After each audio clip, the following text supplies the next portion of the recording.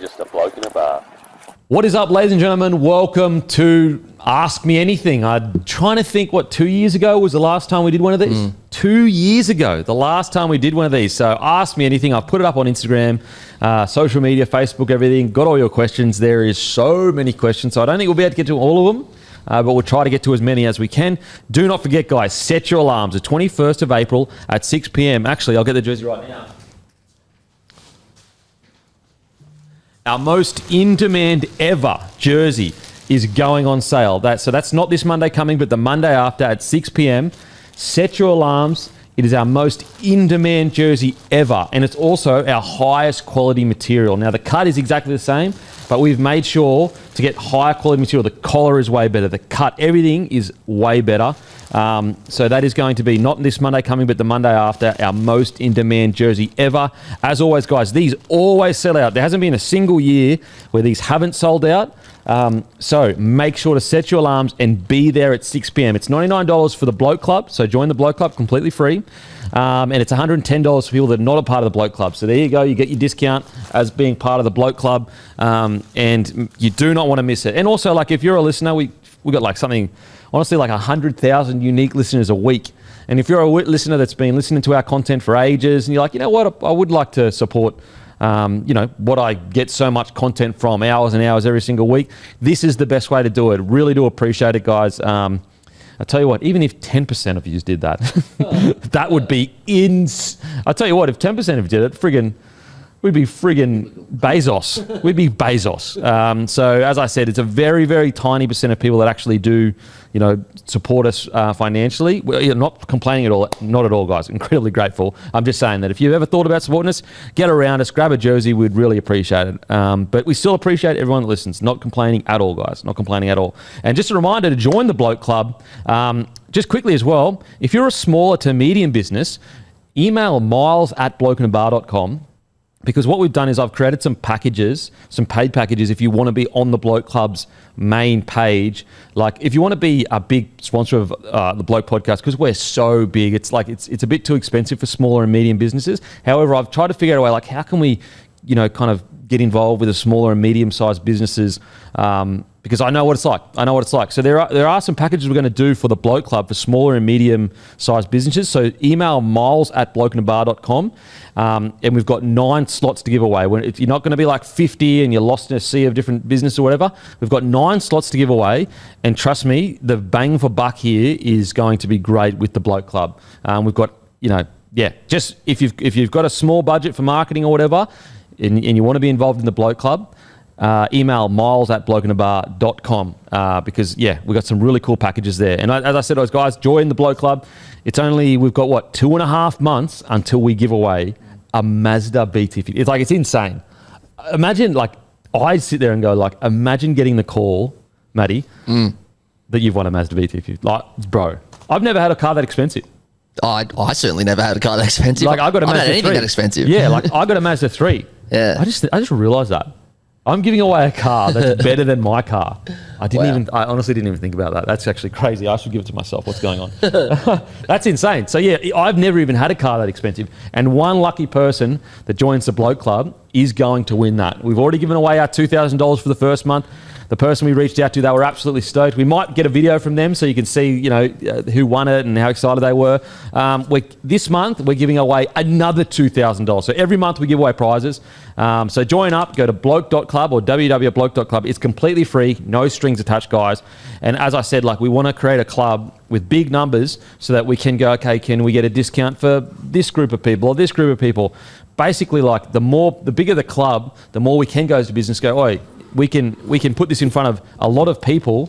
Give us a discount. For example, here's a good example.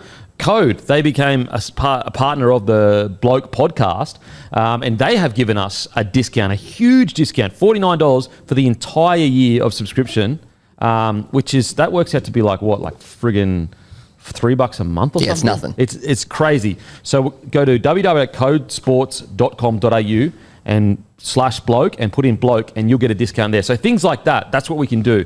So make sure to use that code if you do want to get onto Code Sports, because it's a friggin' Some of those stories on there, like it's the best in the business. If you love sport, you have to be on Code Sport. Yeah, it's I've had my subscription for ages. Yeah, the in-depth kind of features are what get me. Like it's incredible. It's the best, honestly. And the thing is like, you know, you can listen to podcasts as much as you want, but if you don't have the connections that they do to call the right people, you're not going to get stories like that. You might be able to get sometimes on a podcast, but I can only do one podcast a week in regards to interviews. They're doing like 5-6 stories. You know what it is? It's essentially like podcast in written version. Yeah. Yeah. Really, that's what it is. Which is funny because when podcasts started first coming out, they used to call podcasts the audio version of features. Yeah, there you go. There you go. That's crazy. So yeah, codesports.com.au/bloke. And don't forget, hit that like and subscribe button. Give us a comment on YouTube and Spotify. As you know, I'm also going to start answering all the Spotify comments, but I've been answering all the YouTube comments as well, guys. So leave us a comment. It really helps us in the algorithm. All right, let's get straight into it, shall we? First question. Maddie. And Maddie chose this question. So if any of them are weird, point to him. Point to him. No. Okay, which current NRL player, this is from the league here, which current NRL player do you reckon will make the best head coach in the future? Ooh, that's a good one. You know what? I reckon Isaiah Yeo. Oh, that was going to be mine. Really? Yeah, that was actually going to be mine. I just reckon, you know, like think about it. He doesn't get enough credit for this. They went to Queensland, Brisbane, Suncorp. And I know when Jake Trbojevic was on the field, he was captain. But when he went off the field, Isaiah Yeo was captain. And they did something that some of the greatest captains in New South Wales history couldn't do in the last 15 years. That doesn't get talked about enough. On top of that, he's been the co-captain of arguably the greatest ever rugby league side assembled in the Penrith Panthers over the last 4 years.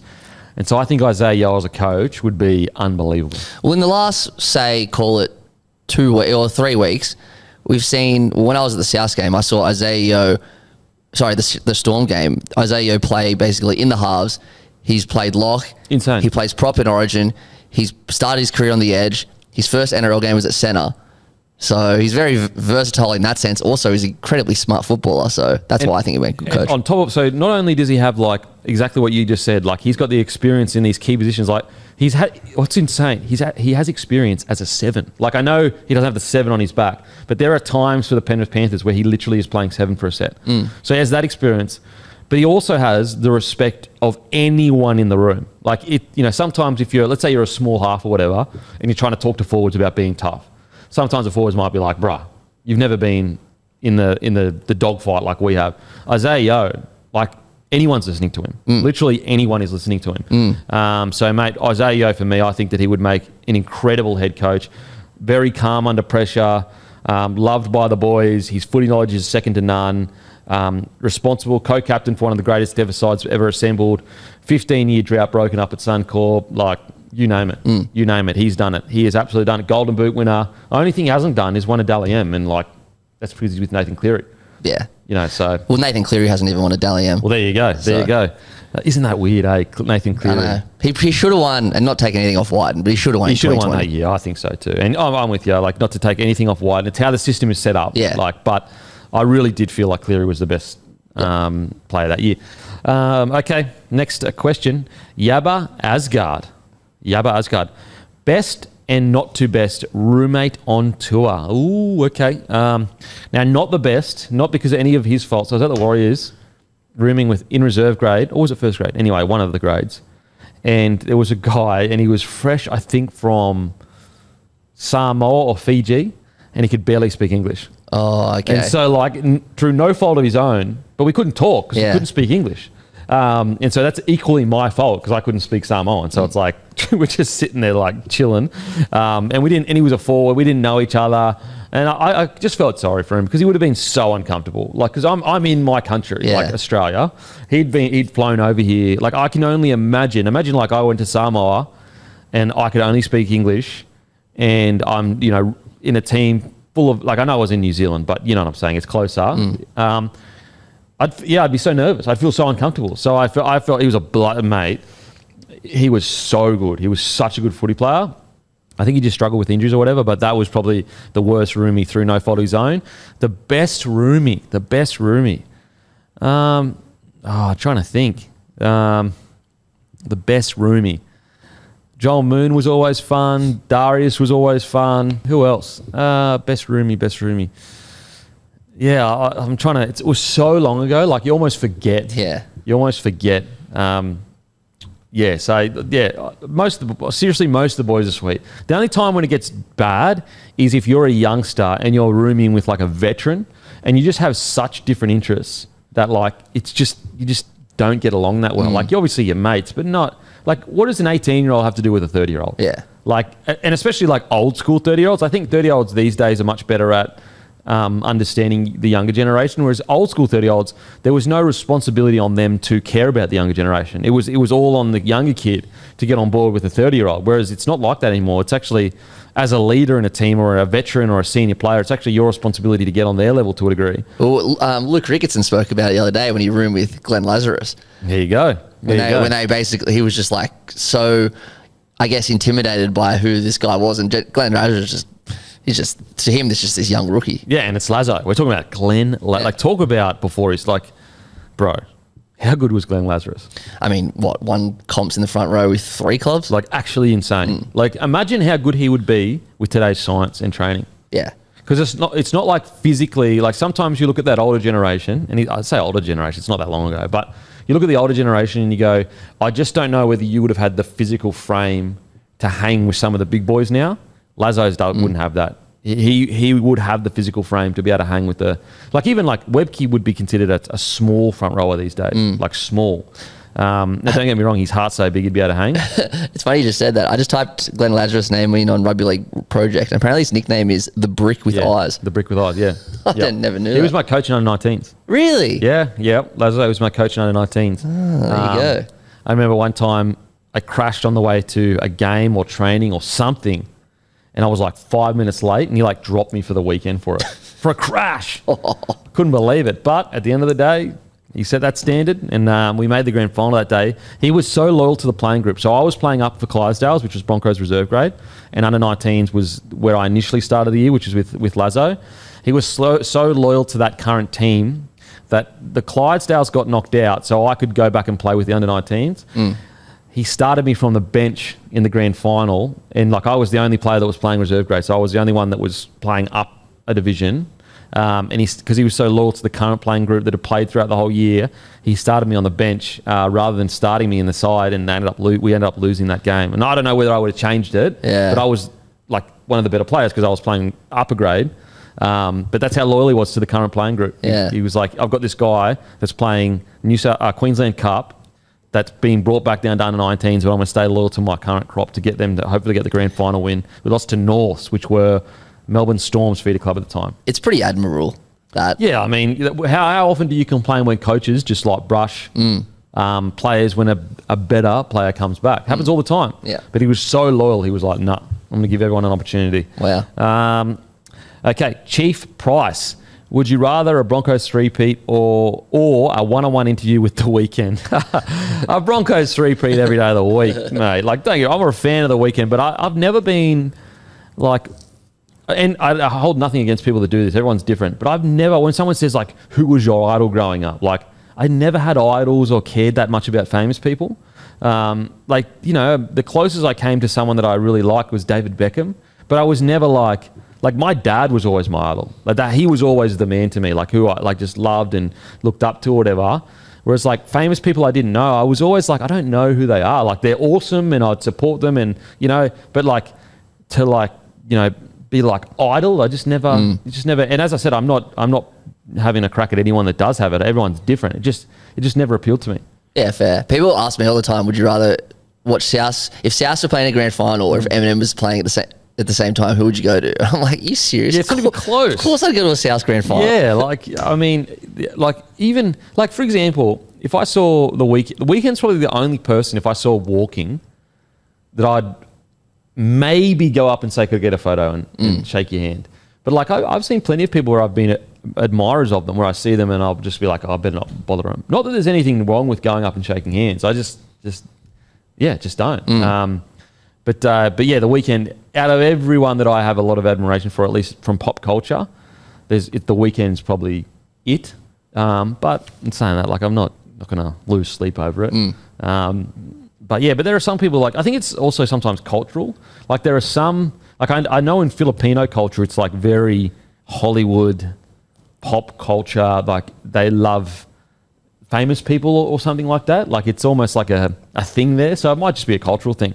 But Broncos three-peat, like it's not even a question. Like that isn't even like, I don't think you understand how dear Broncos are to my heart. Like they changed my life. Like my life, I get to experience something that like no one gets to experience because of this club. Now you could sit there and go, well, you earned it or blah, blah, blah, whatever. Okay. But they still chose to give me an opportunity. Like there are so many other good rugby league players. They still said, this soccer player that's never played rugby league before, we're going to give him a chance. And then within 2 or 3 years of him playing rugby league, we're going to debut him. Like that's a crazy risk. So, like outside of like family and friends, like they're as close to my heart as like anything that could be, because they define a huge part of who I am. Like if I sit there and ask myself, who am I without the Brisbane Broncos? I don't know. Like, it's a different version of me. It's crazy. Like you got all that. Like I feel like South haven't done that for me. Yeah. But I feel the same way about South. There you go. Like if you were to wake up tomorrow and you had nothing to do with South and they didn't exist in your life, it's a huge part of who you are. I mean, I got them tattooed on me. Yeah. So it's like, and that's the same with me at the Broncos. Like, and the Warriors to a degree, but there is just something special about the first people that gave me an opportunity, and like. The Broncos will always have the most special place in my heart, but Warriors do as well. But it's like sometimes it's hard for me to like claim the Warriors because I didn't play well there, so it's like almost embarrassing, like to claim the Warriors and people like, bruh, didn't work out for you. Now, don't get me wrong, like I carry on a bit about like not playing well. It's not that I didn't play that well, I just didn't play good. I was just average, like very. And also, like even when I got dropped, we still got towed up every week. So it wasn't like I went into a good side and I sucked. It was like we just weren't good that year.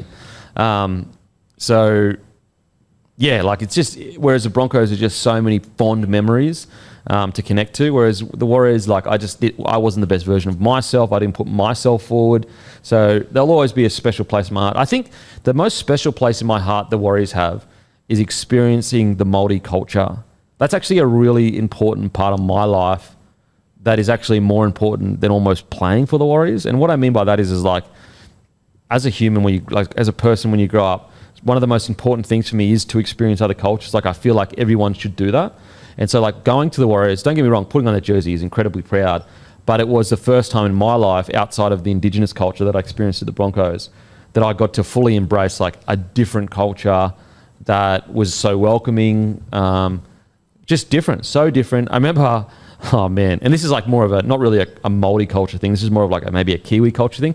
Remember before I went to New Zealand, all the Kiwi boys in the Broncos side, they would laugh at shit and I'd go, that's not funny. Like that's not, like in my head, and you got to remember, I didn't grow up playing rugby league. So there was essentially no Kiwis played soccer. Like I'm sure there are some, but when you play soccer, it's Pommies, Latinos, and like Spanish and Italian. Like that's your main. There's barely any Indigenous players. There might be now, but when I was coming through, barely any Polynesian boys or girls, and it's mainly just ethnic, Brazilian, all that kind of South American and Pommy. And so coming to rugby league, I didn't understand like the Kiwi like humour and culture. Anyway, it wasn't until I got to New Zealand and understand why that is funny to them that I was like, oh, now I get it. And that was like one of my biggest takeaways from New Zealand was like, I understand Kiwi, and even like Polynesian humour is probably not the wrong word, but a lot of the Polynesian boys, there's certain things that they do find funny.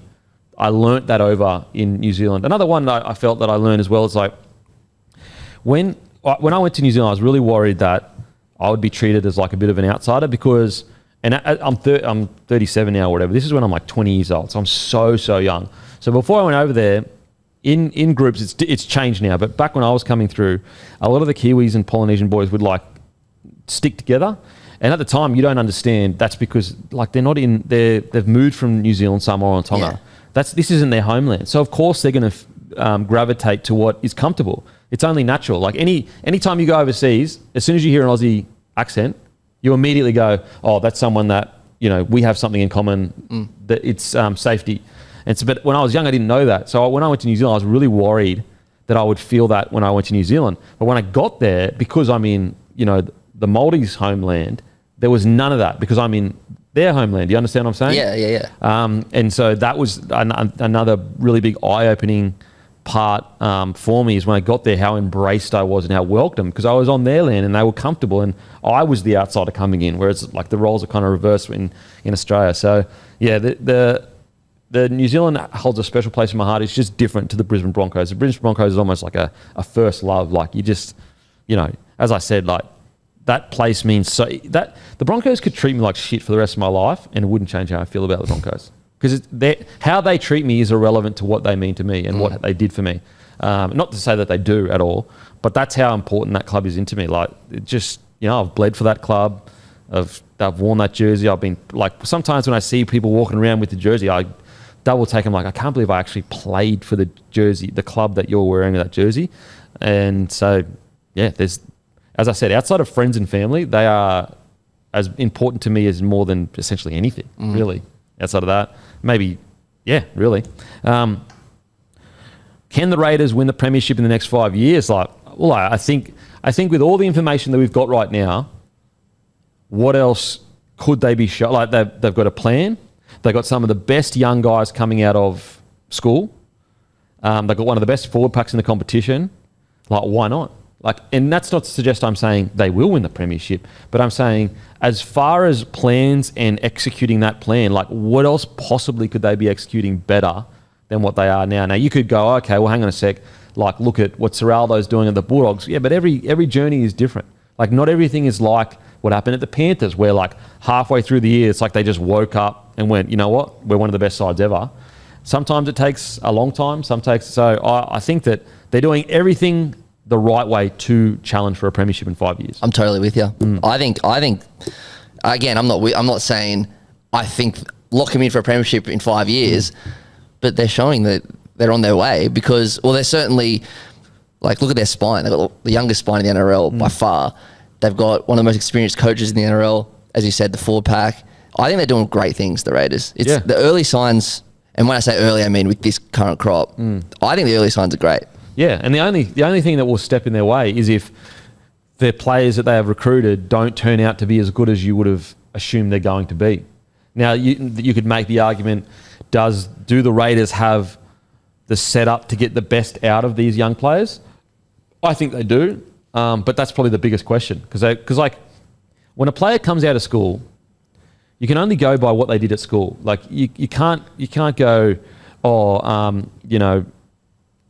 I'm just going to wait until they play first grade to know if they're going to be good. At some point, you have to go, we're going to recruit this player and just hope that he turns out to be good. And by all the indications, he led the Australian side around. He's made every New South Wales or Queensland side. It looks like he is, but you're not really going to know until they do get into first grade. There have been so many young fellas that have done all the right things in school, but until they get into first grade, it just doesn't work out. Now, whether you want to say, well, that's because the system's not good, or whether they just didn't apply themselves, I'm not sure. But as I said, I don't think, like, what else could the Raiders possibly do to like plan, like to be heading towards that right direction? I don't think they could. They've got the right young fellas. They've been patient. No one's getting paid overs, and they've got a good culture. I agree, especially after they made the GF in 2019. I think they made the prelim the next year. Then they took a bit of a hit, and that hit didn't last very long. Like, they were supposed to come bottom four the last few years, and they never did. Yeah. So I think they might have had one really poor year, and they still went okay. So their little transition was good enough, I think. Like, I never watched the Raiders and said, oh my God, it's a disaster. Yeah. They're in the middle of a crazy rebuild. Like, for example, like, no offense, like the Eels or the Tigers.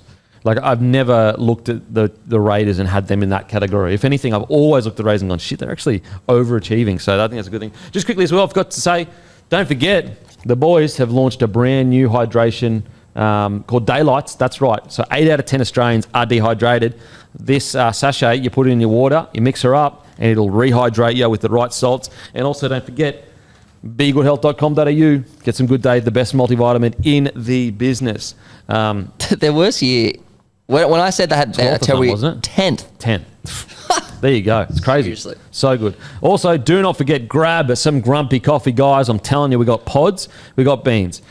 You order it, it gets to your house within 24 to 48 hours. We have streamlined everything. So if you're on the fence, trust me, go to grumpycoffee.com.au, give Grumpy Coffee a try. You will not be disappointed. I promise you will not be disappointed. And we've got some super, super fun content coming up. So give us a follow on Instagram, give us a follow on YouTube, Facebook. We've got some fun. We've got huge plans for Grumpy Coffee. And I'm telling you right now, everyone, look at all the reviews, over 100 reviews. Everyone loves the coffee. It's beautiful, beautiful coffee. So get around it. Okay, next question.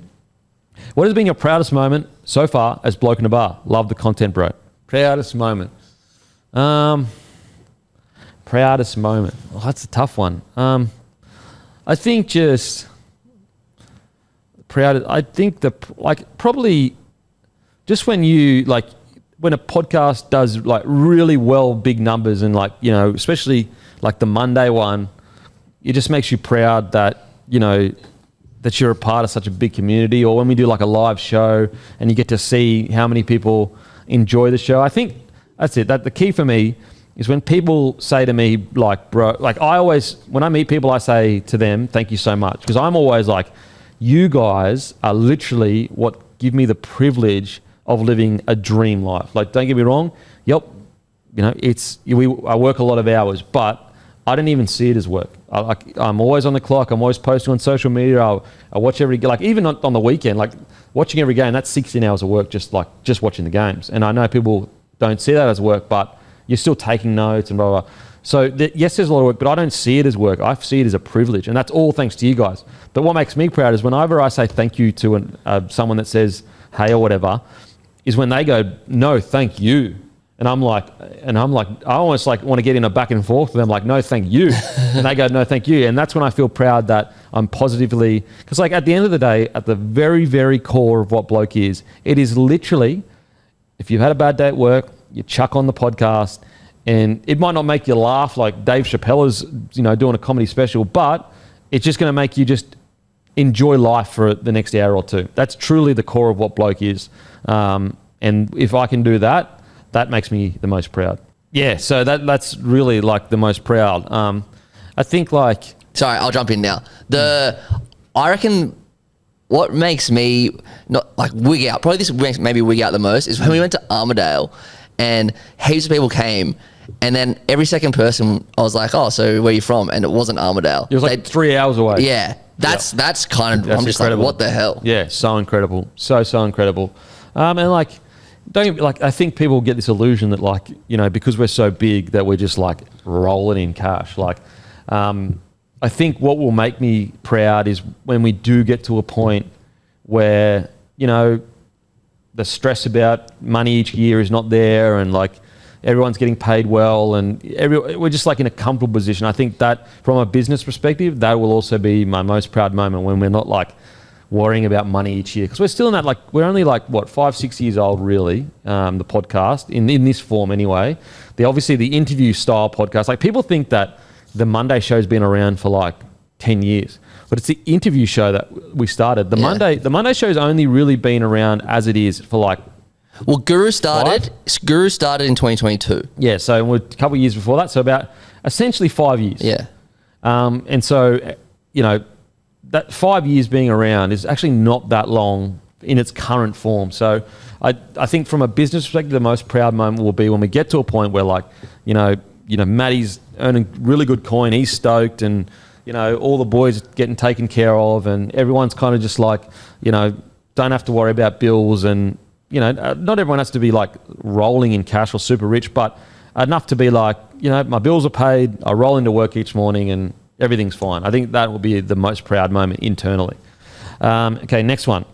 What is your favourite on-field memory while playing for the mighty Warriors? On-field memory. I remember, not obviously, but a kick from the sideline or close to the sideline against Manly to win it was a good one. I'm always fond of memory of that.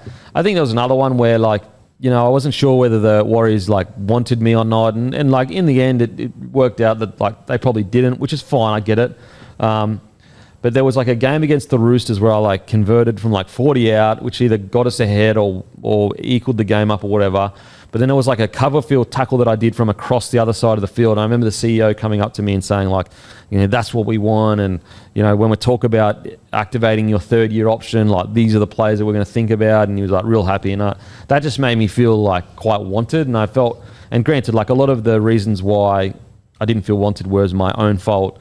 But there just were periods where I just felt like really isolated and not wanted at the Warriors. And again, it was because I wasn't putting myself out there. But that just made me feel like appreciated. Just on the goal kicking, I've never asked you this. Did you put your hand up to do that? Well, I remember going to the club and they knew I could kick because I was a soccer player. They had wit. And they like kept asking me in the contract negotiations, like, can you kick? Because if you kick, obviously that's going to be an important thing with Michael Witt. And I was like, well, yeah, like I can kick. But I was like, I don't want to be responsible for like anyone else not kicking or whatever. But yeah, I can kick. And that's kind of how it went. I actually started really well. Well, this is what it says, 5 from 5 in the first game. Yeah, like, so I started really well, but then I got to the point where like, I just had too many people telling me different things of how to kick. And then like, I remember going to Ivan at one stage going, man, I don't want to kick anymore. And he was like, what? And he like got upset, like a bit frustrated with me. And I was like, I was just screaming out for someone to like back me and like just give me some confidence because I was just rattled because like I had a kicking coach and then like assistant coach was telling me to do this and then like I was getting like the feeling that they felt I wasn't practicing enough, but I was practicing so much my groin was fucked and I just felt like I just wanted someone to like, this is where Wayne is good because he identified there's a young kid that just needs an arm around him. But it just didn't happen. And again, I know it's a lot of my fault, but that's just how I felt at the time. It's funny. I wonder how Ivan, because this was 15 years ago, more. Yeah. Like, I wonder, and he's won 4 comps now. Yeah. And look, as I said, like this, if you're from Ivan's perspective, he would be sitting there going, I remember I found out later on that they'd called the Broncos and asked them like, how do we get Denon to like draw himself out or whatever? I didn't know that at the time. So from Ivan's perspective, you've got this kid that like isn't showing outwardly any signs of any emotion really. So he's like trying to like work out like, how do I speak to this guy? Like he doesn't seem to be giving me anything. So you got to understand from his perspective, like how's he supposed to know how to treat a guy that he doesn't really know? I'd only been there for like 3 months. Yeah. 21 years old in a new country, barely understood the game of rugby league. So it's not really Ivan's fault. It was more just like, if you could take your mind back now, I would have just been open with how I was feeling, but I just didn't want to say it, I guess. Okay. Just a reminder, guys, codesports.com.au/bloke. So enter that, and then you use code bloke, you get $49 for the whole year. So that's like $3 a month, guys. And everyone if you're going to do it, sign up with our link because the more people that do it, the more we can build big partnerships with people like Code. So get around it. And I will say, as I said, it is the best in the business. Alrighty, just a light, easy one. Who has the best jersey this year? Who has the best jersey this year? Look, I think like the Bulldogs, at least the retro one last year was probably the best. Well, when I watched Doggies vs Knights on the weekend, it reminded me of like the early 2000s. Yeah. So I just liked watching those two clash. Yeah, probably the Doggies. I'll tell you what, the Storm, I think it was a Storm, had some hectic warm-up jerseys. Did you see their multicultural warm-up jerseys? No. Friggin' hectic, like unbelievable. But yeah, I'm just trying to think of other jerseys. Did you see the Knights video they put out about their Anzac jersey? I haven't seen the video, I just seen the image of it. Oh yeah, you got to watch the video. Yeah, I'll watch it. Just trying to think other jerseys. I think Dolphins is good. The sponsor looks a bit weird, but the whole Dolphins kit looks hectic, I reckon. I actually loved the Raiders jersey in Vegas. Oh, yeah. Some people didn't like that. No, I loved it. I thought it was good. I thought it was sick. Oh, actually, favourite jersey, Penrith Panthers Raiders jersey, the gold one. Yeah, I was in the very, very minority that didn't like that one. That is the sexiest. That might be the sexiest jersey I've ever seen in my life. Like, because I love the colour gold. It's unbelievable jersey. But yeah, there is and maybe it's that the Dogs, like, because they're playing so well, you're getting this like retro feel from them. So that's kind of adding to the jersey. Okay, if you could clone one current player to form a 1 to 17, who would the best choice be? 1 to 17, full speed.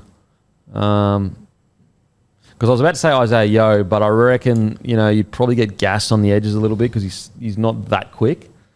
Look,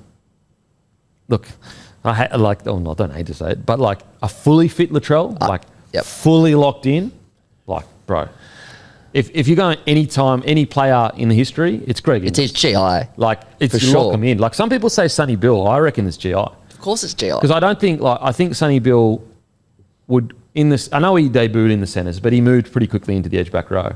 I think peak Sonny Bill would be a bit too big for the edges, whereas peak GI could play front row or the wing or halfback. Like, it's seriously, I mean, he won a friggin' Clive, I think. He won a Clive at 6. He's won a Golden Boot at centre, and he's won premiership at fullback. Yeah, like GI, as I said, even though like Billy Slater or Darren Lockyer are the greatest ever fullbacks of all time, or you could look at like centres. Like, I mean, he's the greatest ever centre, but like Malmaning, you could put it like greatest ever centre, and then on the wing you could like go, you know, Sailor or To'o or something like that.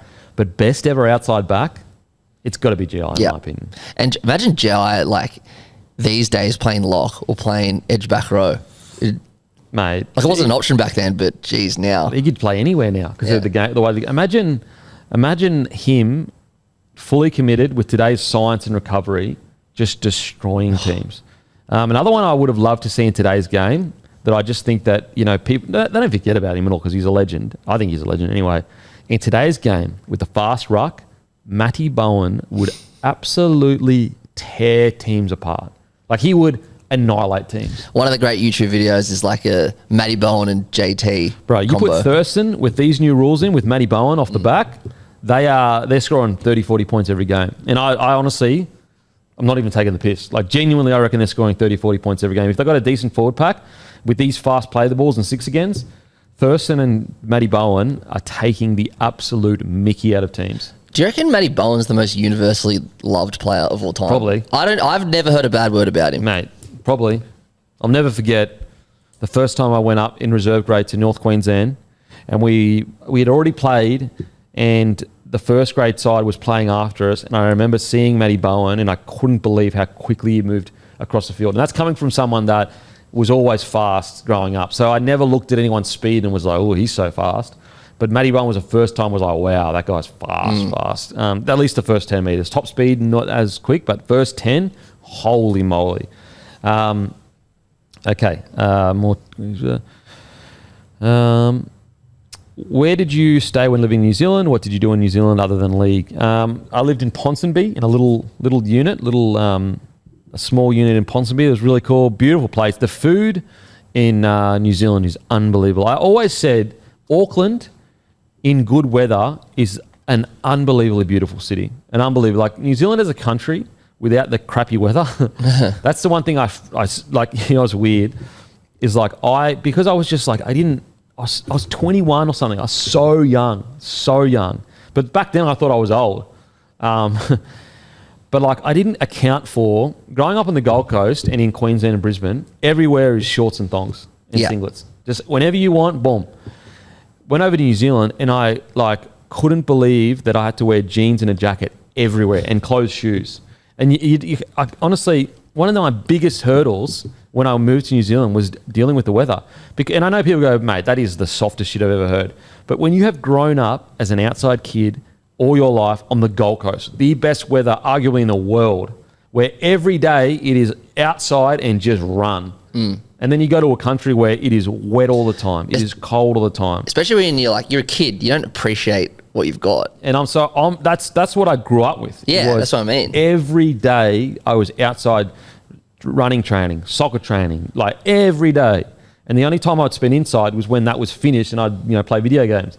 And so it was just such a shock to go to a country where always got to remember your jacket, always got to remember your jeans, always got to wear your closed-in shoes. And it just rattled. Like, I just struggled. Like, I'm the kind of person that if I look outside and it's a shit weather day, like that affects my mood. Like, whereas if I look outside and it's a beautiful day, it affects my mood in a positive way. And that's just the way I've grown up. The way I've grown up. I mean, you've been in Sydney, so I guess it's a little bit different for you. Yeah, but I've been in New Zealand a couple of times. The weather's it's tough. Night and day. But like the example I thought, and this might be a silly example, but I reckon, like, seriously, when you're a kid and things are normal, you don't appreciate how good it is. Like, there's a school in Double Bay, I think it is. It's called King Koppel. It's a girls' high school, and their view is Sydney Harbour. It's like the best view in Australia, basically. And every time I drive past, people are like, "Oh, imagine going to school there. How cool that would be." And I would just think, mate, those kids, they'd be just normal to them. They wouldn't give a shit. Just get used to it. Okay. Have you considered reopening a bar? I think of anywhere Bloke members could accumulate points and watch any and all sport would be unreal.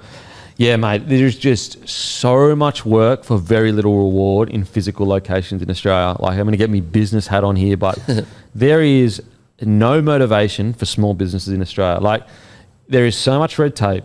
The margins you make are nothing. Like, everyone always blames, like, oh, it's $10 for a beer or $12 for a beer. That's the only way they make any money. And they're still not making that much money. I promise you. Like, it is so, there is no incentive. Like, in my opinion, and I'm sure there is someone that knows much more about politics and, what's the word? Policies than I do. But I personally think there is barely any incentive from the government to create small businesses. Everything is in the favour of big business, just squeezing the little guy out. And unless you've already, like, for example, the lease prices, even on the Gold Coast, are so high, and the people that are leasing out all these places, they don't give a shit because they just know someone else will come in. They'll just go, yep, sweet, all right, you can't pay your lease anymore. Yep, now we're gonna sue you for the rest of your lease. You know, we've got you on a 5-year lease. You're a small business. You can barely make ends meet. You get to the 3rd year. Now you're about to go bankrupt. We'll just sue you for that. There's no incentive. There's no incentive, and so I would love to, mate. If we ever got big, like huge, and we were making tons of money, and I could afford to just break even on a bunch of different places like that, I would love to do that. Like, I miss the days of the old bar of, like, packed out, you know, UFC on, the rugby league on. Like, it was such good days. It was such good days, but you make no money. No money. The hospitality industry must be just suffering at the moment. Like, there's just, my favourite thing to do is go to the pub, watch footy with the boys. And, like, we barely do that anymore because it's too expensive. It's too expensive. And people think that these pubs are all getting rich. Like, they're not. They're not. I promise you they're not. The only ones that are getting rich are pubs that are already established that have, like, 10 pubs. And even what happens there is, like, 2 or 3 of the pubs are making $0. And they've just got one pub that happens to be in a lucky place where they signed the lease 20 years ago. And granted, I'm not suggesting that you can't make it as a small business. You can. But, like, we as a podcast have kind of, we're still a small business, but we've kind of eclipsed that to a degree. Because, like, you know, a small business, you might have, you know, customers of like 20 customers or 30 customers a day. We get listened to by hundreds and hundreds of thousands of people a year. So, like, why would I dedicate all my hours to a small pub that might get 1,000 people through it when I can dedicate my hours to service 100,000 people a week? It doesn't make any sense. So I would love to, but I've always been of the mind that there just really isn't any incentive. Like, the government, in my opinion, doesn't give any incentive for small businesses. Like, there's no leg ups. There's no, I've always been a big believer, and as I said, please, someone listening that knows way more about policies and politics than me, I get it. I'm a dickhead. I'm dumb. Blah blah blah. I get it. You win. You're the smartest guy in the room.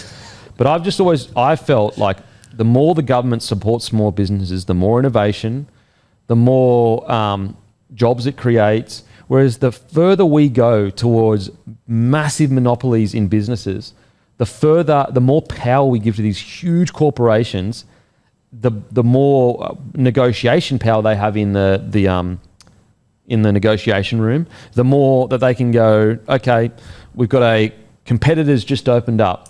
We're this huge conglomerate that sells 1,000 different things. Whatever they sell, we'll sell at a loss, and we can make money somewhere else in a different product.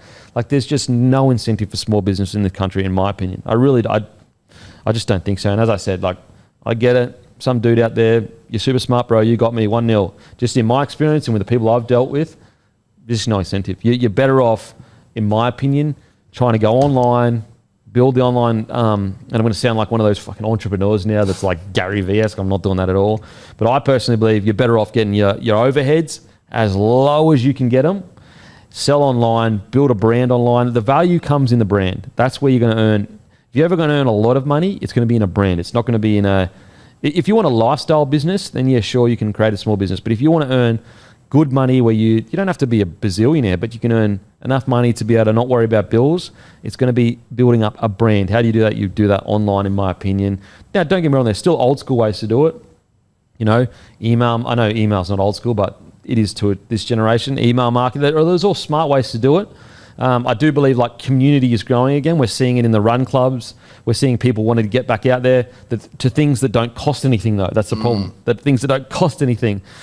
So in my opinion, if I was going to start things again, it would be all online, overheads essentially zero, in a product with high margin, low cost to make.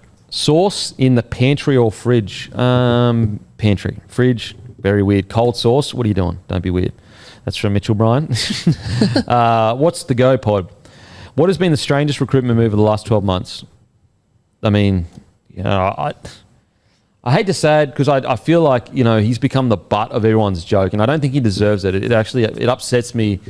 He hasn't done anything wrong, but like the poorest recruitment at the moment, it's Dodd from the Super League. But like people that are just using him as the butt of every joke, it's like, bro, he's been here for a month. Like, give him a chance to try and. Well, he hasn't played a game yet. That's what I mean. Like, give him a chance to like work on his game. He didn't sign himself for whatever the figure was. If you want to point shit at him, like, I mean, Schuster at the moment of the Rabbitohs, he's not going okay. And I know he's signed for minimum, but like he's still signing the club. I hope he does. We all know how talented Schuster is, but it just hasn't seemed to work. Apparently he's going to, and we'll know soon, apparently he's going to play this week in reserve grade. Yeah, well, good. I want to see him back on the field. I think the weirdest thing about, like, what makes Dodd a strange signing is just because we don't know who's actually signed him, because there was no coach when he got signed. So I don't really know what happened. It is the most bizarre thing ever. And as I said, I feel sorry for Dodd. He didn't sign himself. Hey, anyone listening, if someone come to you and said, I'll give you 700 grand or whatever the offer was, you'd all do it. Yeah. And I just give the bloke a chance. And also, like, you can be critical of him. I'm not saying you can't criticize his form, but it stings me a little bit when he becomes this joke now. Everyone just uses his name online. It's like, bro, he hasn't done anything. He hasn't been disrespectful to anyone. He hasn't been a wanker. He just hasn't played decent footy yet. And yeah, so maybe that's the soft guy in me, but that's just, I don't know, the way I feel when it comes to him. Menu log hungriest player. Don't forget, use code ZAC. $7 off Italian this week. Minimum spend is $20. Use code ZAC. As always, a massive thank you to Menulog. Make sure to grab some coffee as well, guys. Make sure to grab some coffee from grumpycoffee.com.au. Frisk Comedy. If you go back to start of your playing career, would you do anything differently? Yeah, what I would do differently, be more patient. I think, like, when the Broncos situation happened and they told me that I was third in line on the wing, even though I was playing first grade, they said I was third in line. So they said to me that I'll be in reserve grade next year. And I was like, I'm a first grader. And because I was. So it wasn't even about the money. If they had said, we'll offer you minimum, because they did offer me minimum, but said have a good crack at first grade, I always said, let's do it. But they didn't. They said I was third in line. And then by the time, so then what happened was I got offered from the Warriors. Through my manager, he said, do you want to do it? I said, okay, yep. Then I started killing it those next couple of weeks. I hadn't signed anything. I hadn't even verbally agreed to them in person. But because I'd given my word, I wasn't going to go back on my word no matter what. Did it cost me hundreds of thousands of dollars? Like hundreds of thousands of dollars, because I got way bigger offers after that. Did it cost me my career? I don't know. But I wasn't going to go back on my word. It's just that simple. And look, everyone's different. Some people go, I'm going to go back on my word for my family or whatever. For me at that stage, I didn't have a family. I didn't have any other one to worry about. It was just my word. And I was like, I'm not doing it. I'm not going to say yes to a club and then not turn up.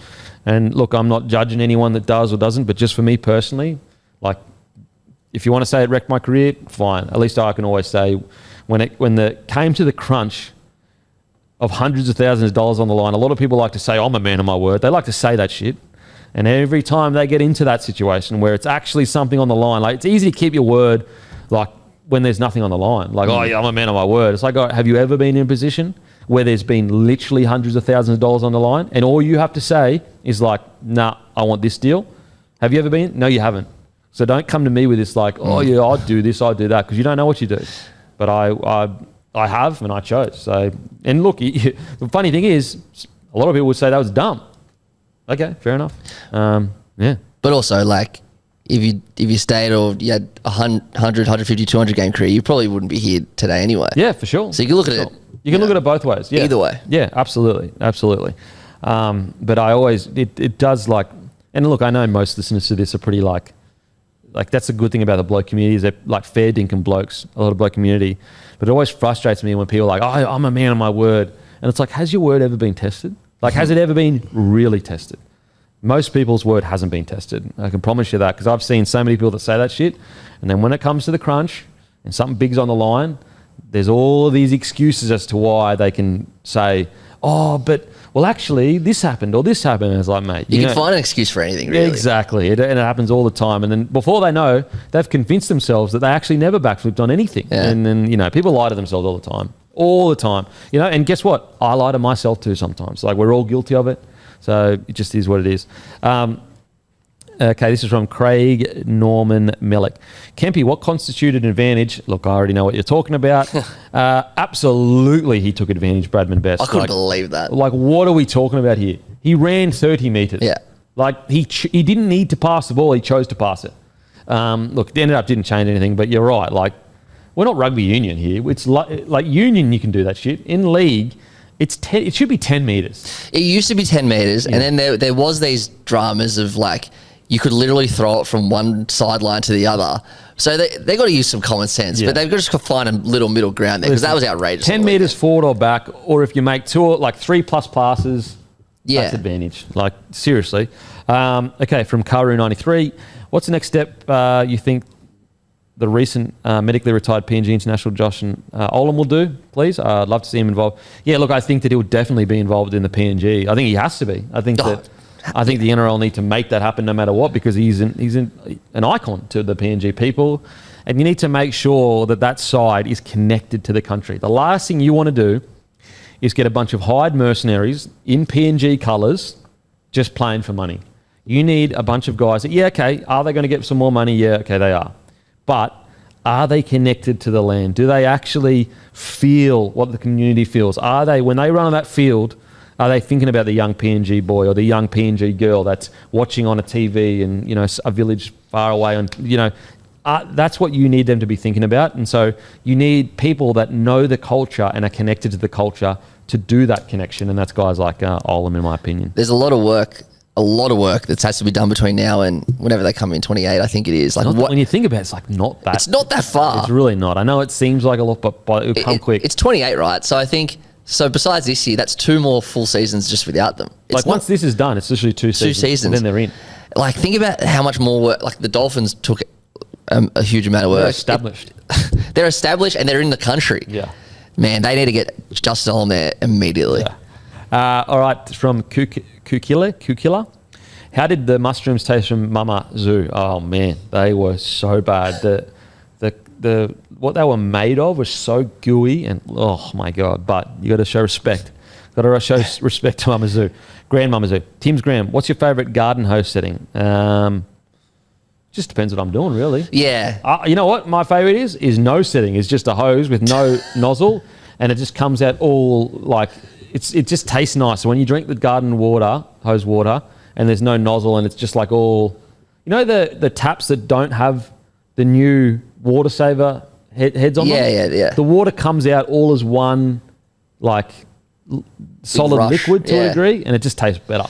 Yeah, fair enough. I like it when you got the really soft one, and when you're a bit worse for wear on a Sunday and it's sunny, you just, This is from Hi Matt.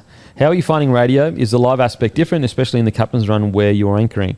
It's definitely different, but like, I enjoy it. Like, it's a weird thing. Like, I'm always trying to balance, because like the tough thing is like, there's a lot of podcasts out there that are like, I'm anti-mainstream and like, journalists this and mainstream this and radio this, and like, we've never been like that. And yet we get lumped in with those podcasts. I know. Like, most reasonable people understand that, yes, there are parts of the mainstream and the establishment that are shit.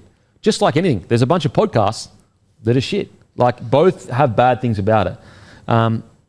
And both have good things about it too. We've always been of the mind that like, this is what I will guarantee you. I will never change the Monday show. So like that if, for example, if a network came to me and said like, here's this deal, and but you've got to get rid of the Monday show or whatever, like, it would take, like, I just don't know if I'd ever do it. It would take something, like, I would need guarantees that like, I just don't think it would happen. So that would be, like, if I was to go, oh, you know what, stuff the Monday show, stuff this, and just that would be almost selling out. Unless there was some kind of guarantee that like, this was going to be better for everyone. Like if you could say it's going to reach more people, it's going to have it's going to be more enjoyable, more resources. Like if you could say to me, you could make the Bloke show and put it on steroids. That's the only time the Bloke Monday show. That's the only time I would consider it. But if you were just like, oh yeah, just come to this and you can no longer do your Monday Bloke show, I'd just be like, that would be turning my back on. Like my decisions, and you know this, Maddie, the amount of times, my decision is always what is best for the audience. Yeah. And that is honestly sometimes to detriment to my own integrity when in regards to, not integrity is the wrong word, my own feelings on certain topics where like someone might have done this or done that to me. I'll always say what is best for the audience. My personal feelings don't matter. It's whatever is best for the audience. That's always, and the audience that we've cultivated, it's important to me.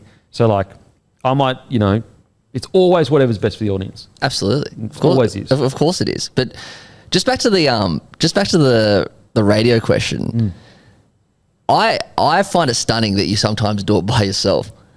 Just normal. I actually don't mind by myself because I get plenty of time to just say what I want. Yeah, true. Whereas sometimes you're bursting to say what you want, but you've got to be polite to other people. I like you and Scope together. Yeah, so Scope's going to be joining me pretty much from now on for 1 hour an episode, and then hopefully down the track for the whole 3. I actually think me and him together it will go big. I reckon people will love it. It's just so natural. You two together. And we have actually quite different opinions too, which always is more enjoyable. I reckon very different opinions. Yeah, which is good, which is what you want. Look, you don't want yelling at each other, but sometimes you want different opinions. But yeah, in regards to like the mainstream and not mainstream, like especially like, the Monday review show is so important to me that like, if I can work things in around that, like if someone says, okay, you can keep the Monday review show, you can, keep doing all these things, but also we'll give you this, like we'll chuck you on, Fox or whoever. Of course I'd do that. Like as long as I continue to get to keep the core of what makes everyone happy, for example, the radio show.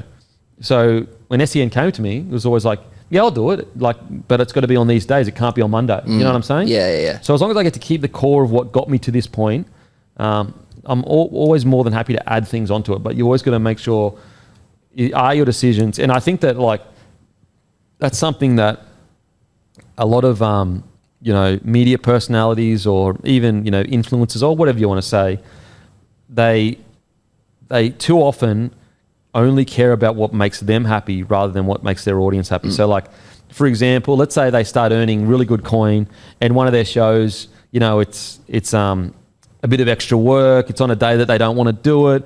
And so they get to a point where they're like, oh, well, I don't actually need that show financially anymore. So I'm just going to brush that show.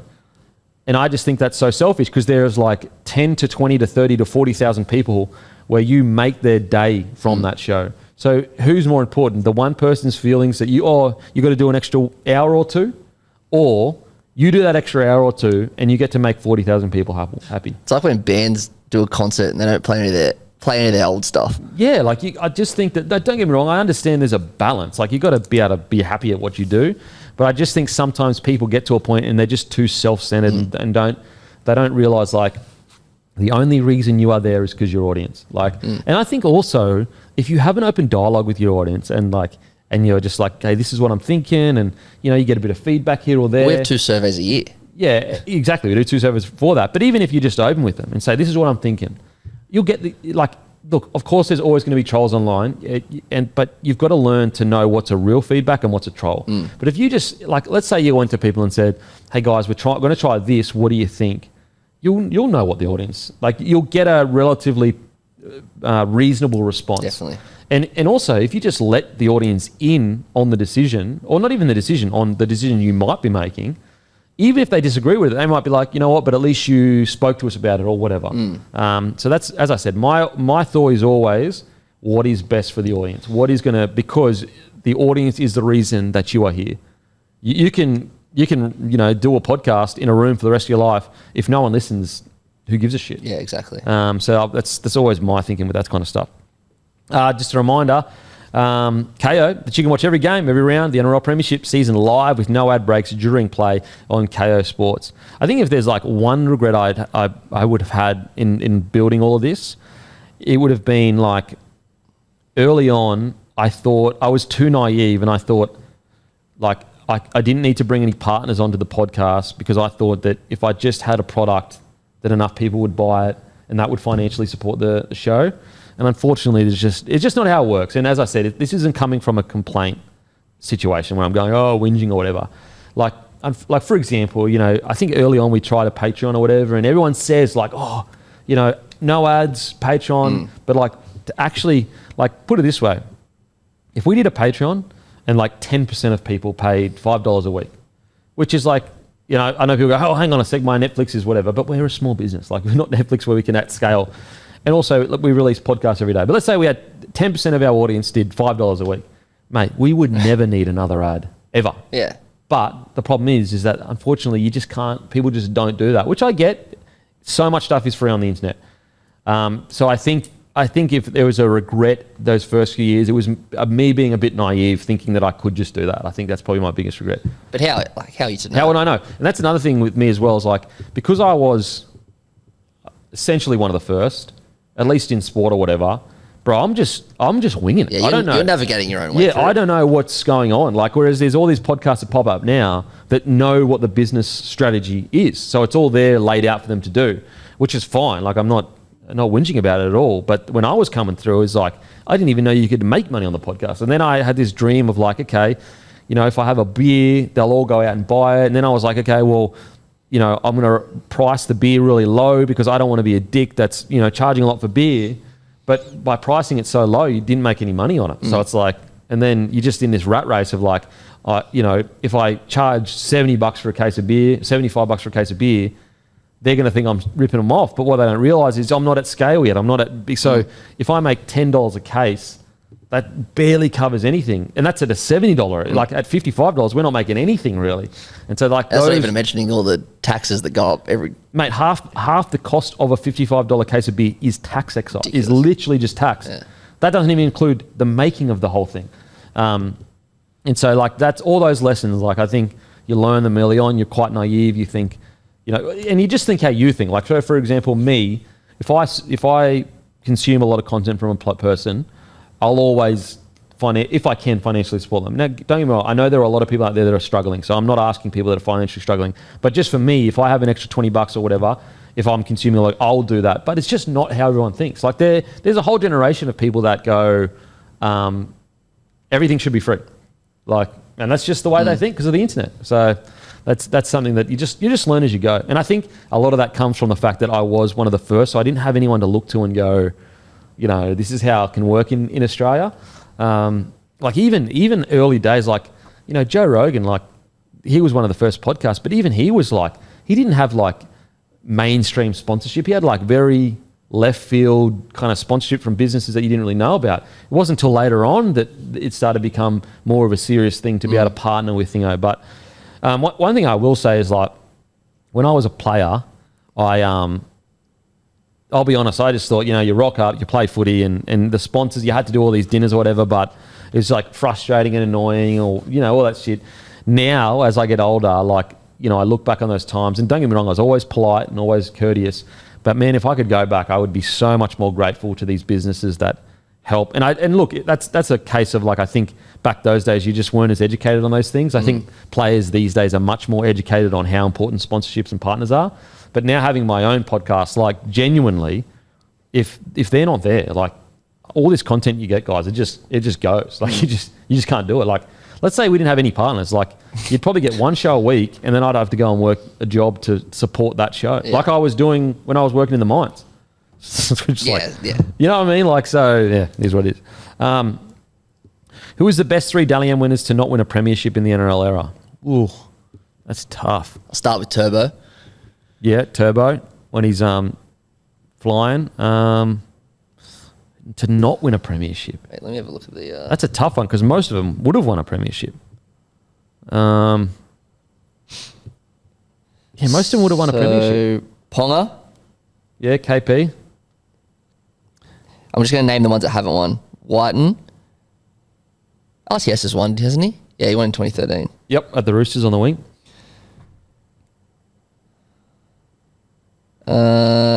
Jared Hayne. Yeah, I guess those 3. Yep. Ponga, Turbo, Hayne. Yep. Who replaces, this is from Zinger Pies, who replaces Dylan Brown? Mate, I genuinely don't have no idea. Yeah, I got no idea. I'm surely they're going to have to go into the market for someone, unless they got some young gun that I don't know about. The ironic thing is like, Blaze Talangi could have been that replacement. And then that whole, isn't that a strange situation, the Blaze Talangi situation? He hasn't even played. Jerome's Dale, putting aside tradition of a Sydney GF, could we afford a GF to state of the minor premiers? Yeah, I guess. It's a bit of admit, a bit too much. Yeah, it'd be a lot of work each year just moving it around. But yeah, I guess. Braden Jealous, what's the history of the bloke jerseys? Who designs them and colour choices? Basically, just me, really. As in, I just go to someone and say, here's some inspiration, or here's some thoughts, here's some colours, give us some ideas.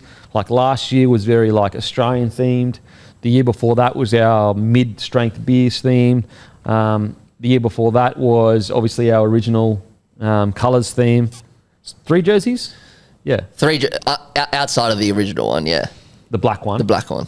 Yeah, so the original one was black and white. It was like a 3/4 sleeve, old school, actually really cool. But yeah, this one, just love this one was more, it got made as more of just a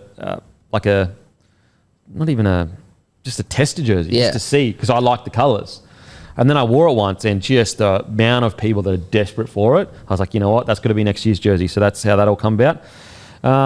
Do you ever see Bloke becoming similar platform to something like Basketball Sports, where rugby league content creators Timmy Roo fall under this Bloke umbrella, solid content? Yeah, we do have plans. Like Bloke already is kind of a network. Like I already see Bloke as a sports network. We have shows every single day. It just happens to be me around it. But we do have plans to have Bloke Sports, and it's basically you will have different podcasts that don't have me on it in different sports, and that'll hopefully happen in the next 12 or so months. But in regards to Barstool, it won't be as rogue as Barstool though. We'll try to have your typical Bloke humour that you get, but we'll try to mix it in with real high quality analysis like you get. So imagine the Bloke Monday show, or even the DMP. You still get high quality analysis in that, but with a bit of humour. Imagine a mixture of those two, but in other sports is probably what we'll do eventually. I think dipping a toe in cricket last year was a good little gauge. Mate, our numbers were unbelievable they were so good. So good. So, I think I already see us as a network, but I know what you mean, in just the other people coming on board. The hardest thing is just finding talent. You'd be surprised how rare it is to find someone that can genuinely host a podcast that you want to tune into every week, that's good at, hosting a podcast. Listening to you, Kempy, makes me feel very happy each week. You sound really happy inside and out. What has fatherhood taught you? Thanks, Matt. Appreciate it. That's from Rugby Tips and Slips. Fatherhood has taught me the importance of a child's innocence and just how important that is. It's the most precious commodity, and I'm almost deflowering the word by saying commodity, but it's the most precious thing we have is a child's innocence. Just to see the purity of a child's happiness and love and sadness, it is so beautiful. It's the best ever. Dylan McCall, favourite interview to date and dream interview with NRL World. Favourite interview to date. We had a really good one. Look, I think the Mike Whitney one was an all-timer. Truly an all-timer. That was seriously, and it just came out of nowhere, really. I obviously knew who he was, but I didn't know that he could tell a yarn arguably better than anyone in the world. The Whitney one was just incredible. What's your best and worst business decision you made? I think what I spoke about earlier in regards to just being a bit naive earlier, expecting, if I start a Patreon, then everyone, I thought, honestly, if I started a Patreon, 50% of people would be yeah, okay, a few bucks a week, get to support my, a smaller business that puts out a bunch of content. But it just doesn't work like that. And as I said, that's not me complaining about it. It's just more just the reality. It's just the reality, which is fine, which is totally cool. But if we even had 10% of people, $5 a week, mate, you could never see another ad on the podcast ever again. It would be clean as anything.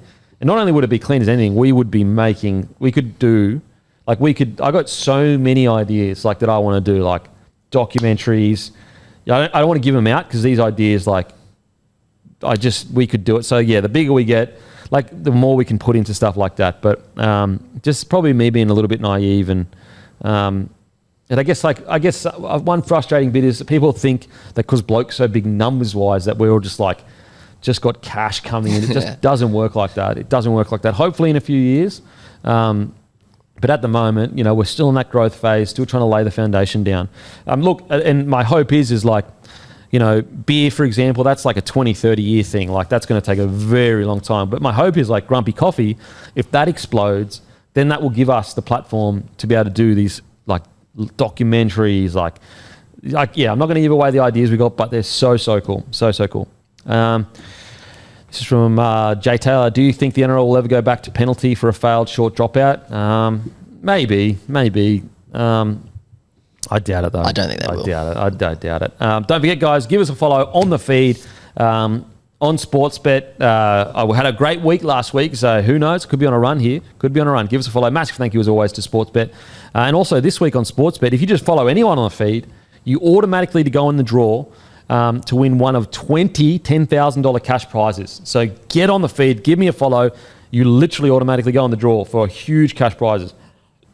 Benji Marshall, the GOAT, do you think the current form from the Tigers is a chance for the 8? Right now, yeah, a chance for the 8, but especially with so many teams falling off. But I just think that by the end of the year, they might fatigue a little bit. And I think, look, if they can land anywhere from 10 to 12, that's a massive win. I'd be happy with that. Absolutely. Benny Mack, where to after Vegas for round 0? Still USA, UK, France. Yeah, it's an interesting one, is it? Because I think that at some stage Vegas will get stale. But where do you go next? It's relatively affordable, but still exciting.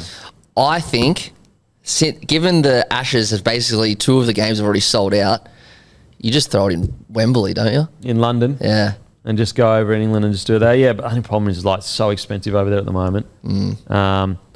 But yeah, there. I think other places in the USA, I think non-speaking, English-speaking countries would be interesting. Like, would we, would it be as enjoyable for the fans? Because I love France and Italy. Like, I'd friggin' love that. That'd be unbelievable. But I just wonder, would you get the same amount? But yeah, probably somewhere, one of the big cities, like a London or something like that, you'd have to assume. Or like Texas or something, like something like that. Yeah, they could definitely do it somewhere else in America. Yep. This is from Levesky13. Which player hits you the hardest? To be honest, I didn't really take hit-ups like that where I got absolutely jammed. I remember there was one inside ball I got. I forgot his name, but yeah, we had a head clash and I got split from him. All right, next question. Bucks 2 from Fitzgibbon. Is it time to look at whether he's a good coach as has been previously thought? It goes way too long without making team tweaks. The players don't seem to be enthused enough to pull full 30 minutes together. He has done well with recruitment, but is that translated to getting the best out of the team? I'm going to have to respectfully, strongly, unbelievably disagree. We're talking about the Sharks, one of the smallest clubs in the competition, with nowhere near the power in the negotiation market as a lot of these other big clubs that's been in the top 4 essentially for 4 years now. Even when you look at half that, not even half, maybe more, that's all been developed internally, that side. All the Mulitalos, the Rudolphs, all those boys came through the Jets together. Mate, I think Fitzgibbon's an unbelievable coach, and I think that you'd be crazy to consider. I guarantee you, we'll put it this way. Let's say the Roosters struggle this year and Sharks fans were like, Fitzy, we don't want you. I reckon the Roosters would sign him like that. 100% they would. So if the Roosters would sign him like that as a head coach, let's say if Robbo or whatever didn't work out. So I think sometimes you don't know what you got till they're gone. Top 4 every year, one of the smallest clubs in the competition. You've signed, look how good his recruitment's been. Signed blokes, not on overs. I know people like to be negative on Hines or whatever. You want a bloody Dally M there. That's another guy, Hines. Want a Dally M at the Sharkies under Fitzgibbon. That's amazing. So, mate, I think... Well, he's technically has won. That's why I didn't say him. Oh, from Storm. Yeah, you're right. Oh, well, he's on the bench, though. Yeah. He did win. He did win. I couldn't be further in disagreeing, mate. I think Fitzgibbon's an outstanding coach. And I think you'd find, if he ever became on the market, I think you'd find there would be so many... what he has managed to do at such a small club, I can't express how hard that is. And also, the guys he recruited recruited into a team that was coming 10th. Like, think about some of these other clubs. Like, for example, the Broncos. They still have this massive backing. All these third parties. They've still got the history. Like, they still are the Broncos. Then you look at even like North Queensland. Like, they've got a bunch of Origin players. You can bring them in to recruit. They had one of the greatest ever players of all time in Thurston before. They had Tamalolo at the club. When he took over the Sharkies, so Sean Johnson was moved on. Tell me the star in that side that he was supposed to use to help recruit people. No one. No one. Because all the stars had either left or were like Fafita, Sean Johnson. They either just left or they were leaving. Or they were leaving on their last legs. Yeah. Like, he inherited a roster that was like very good toiler, but not even in the top 8. So, mate, I think he's a gun. Whitelum 95. Without holding back, what is your honest opinion in the direction of the future of the Nioi Knights?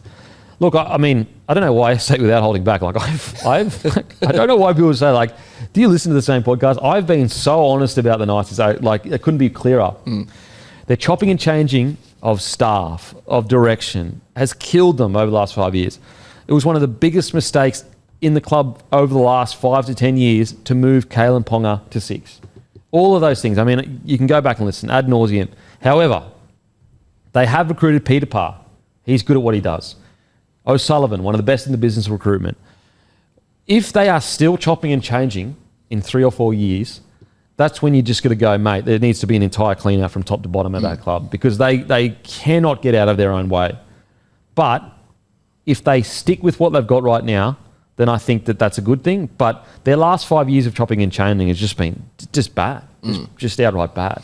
Yeah. And I think you've found it's filtered all the way into their starting side. And I just go back to that decision to allow Ponga to play 6. They are still recovering from that because they recruited differently. They brought Lachlan from Lockie Miller from the Sharkies. They traded their under-19 front rower to the Sharkies. Then, when they realised KP couldn't defend in the front line, and he's one of the best fullbacks ever, Lockie Miller got moved on. And ever since then, they've been scrambling to find a halfback to land in the 6 or 7. They've only just, literally, like even this year, they still don't have it. It's next year when they'll have finally landed on the spine that they want. And that's all from a decision of, what, 4 years ago? Started 23, That decision nearly ended KP's career. Doesn't that seem like a lifetime ago? And it really wasn't. I understand. It was 2 years ago. Yeah, I understand if KP wanted to do whatever, but that's where you got to be strong, in my opinion, and be like, mate. Well, especially because they'd already tried it. Yeah. Like, and also, what I never understood, and I've said this so many times, why the hell would you make him defend in the front line when he can attack at 6 anyway? It didn't make any sense. Like, you're basically going, we've got this Ferrari, let's ding him up 6 times a set and then put him in the front line. Instead of going, hey, let's hide him out the back and then just bring him in and make it so he doesn't have to do any offense. It made no sense. Like, literally no sense at all. Like, KP plays as a 6 anyway at fullback. And so I just think it was such a poor decision. A poor decision. And now, look at KP now. He's incredible. He's absolutely incredible a player because he was left at fullback, allowed to grow into the player that he is today. He's a great leader. He's one of the best in the game. He can literally carry you into finals. He's an absolute superstar. And I think that they should have kept him at fullback. Ahem L. Brown, thoughts on Ponga defective to Kiwis for the World Cup? Yeah, I think like a lot of people are saying, and even me, like interest from the Roosters, and Andrew Webster has come out and said the interest to KP is genuine from the Roosters. I personally think KP will be in the All Blacks jersey by whether he makes the All Blacks or whatever, but I think let's just assume that he did. I actually think the biggest threat to KP is not Roosters or other clubs or Warriors. There's been whispers about Warriors, which has been a bit strange. I think he'll most likely be in an All Blacks jersey by 2028. Oh, that makes me sick. I think he will be. That makes me so sad. I just think that like you look at it and you go, okay, if you're KP, you look what Sonny Bill did. If you KP is a superstar that transcends rugby league. He's a superstar sportsman in this country. If he goes to the All Blacks, he becomes an international star potentially. And he's a proud Maori boy. There's already been talks about him potentially playing for the Kiwis in league. He would get paid probably $1 million a year to go across there. So probably not as much as he would in league. However, to get in the All Blacks, the endorsements and that would cover that. Because that's the difference now with league. Like, it used to be the case where union could pay these huge contracts overseas, whereas we've actually caught up quite a bit, league, compared to the overseas contracts. Don't get me wrong, there's still some that are bigger. But I think that I just look at him and I go, okay, he's got two options. He can try and drag the Knights to a premiership when Brown arrives next year. He can go to the Roosters or some other club and try and win a premiership really quickly. Or he can go and play in a World Cup for the All Blacks. The thing is if he goes to the All Blacks, and I know that people are sitting there going, he wouldn't make the All Blacks. Look, man, I get it. Like, all right, cool. You know more than me. Let's just assume that he would make the All Blacks, because that's what he's for the sake of the conversation. For the conversation. What you can guarantee is you're going deep into World Cups. What you can guarantee is you're playing on the world stage. Whatever club he goes to, unless it's Penrith or Manly or Melbourne, and even Penrith right now, like, who knows what's going to happen there? You can't guarantee a premiership. But at the All Blacks, you can essentially guarantee deep World Cup drives. You can essentially guarantee sold-out Wembley games. And so I just think that it's almost... I'd be shocked if he isn't in an All Blacks jersey. If I was him, and this pains me to say, I'd definitely be doing that. Yeah, I just don't think it makes any sense for him not to do it. So I personally think he'll be in an All Blacks jersey by 28. And I know that there's someone out there saying he wouldn't make the side. I get it, blah, blah, blah. I get it. How did the pyramids get built? It was aliens, wasn't it? With the pyramids, what's I guess a bit weird about that is, like, we're talking about hundreds of years. Like, think about what you could build with. I know they weren't technically slaves, like, they actually were treated quite well, the builders of the pyramids. Like, compared to today's standards, they'd be slaves, but like back then it was actually a decent wage or whatever for them. Think about what you could build where you could essentially got 1 million slaves in 100 years. Like, you could build some pretty incredible things. Like, people struggle to grasp the idea of a long time, like 50 years, 20 years, 30 years, like 100 years, 200 years, 1,000 years. Like, anyway. Nose Fuzzy. Could Herbie Farnworth rival Matt Cooper as the hottest bloke to have played the game? Look, I'm going to stop you right there. Craig Wing is the hottest bloke to play the game. And I don't want to hear anything else about it. Okay, I'll get some questions here on the Instagrams. Magic Round, any live shows? We are hoping to do a KO live show, mate. So fingers crossed. At the very least, we'll always try to do a meet-up to say hi to everyone. Favourite Harry Potter movie? I always liked the one with Rob Pattinson, I think it is. That always broke my heart when he gets out and he spoiler it, and he dies, and his dad runs over and he's like, my son. that one I always remember. I don't know if it's my favourite, but yeah. Favourite moment you play as Warrior? Already into that. Can you please get Bolter or Filter to make you an XBA? More older previous players podcast. Can you take me to Vegas next year, please? We can go scuba diving, also in the case. Yeah, who knows? We might eventually do some more crafty kind of beers. Scuba diving. Can you get SJ on the captain's run? He's top quality with his footy code. Mate, I would love to do things with SJ. The thing is, though, like, he's got Play On Sports Show with Media, which is the clothing brand.